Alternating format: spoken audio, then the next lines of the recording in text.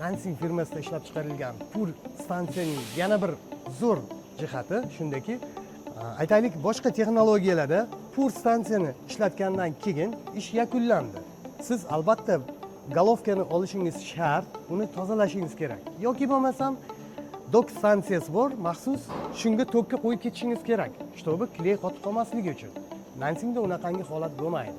Sabab bu yerdan kelayotgan kley faqatgina detalga keraklik bo'lgan qismi shu joydan chiqadi. Qolgan qismi shlankani ichida germatichniy holatda saqlanib qoladi. Bu nimani anglatadi? Mijozlarimiz uchun ekonomiya, ya'ni ishlab bo'lgandan keyin kleyni tozalash uchun bir qancha kley oqizib, behuda tozalab tashlash shart emas. Faqatgina shu rolikka qolgan kleyni havo yordamida nadovat tashlanadi, bo'ldi. Hech qanaqangi oshiqcha rasxodga o'rin yo'q.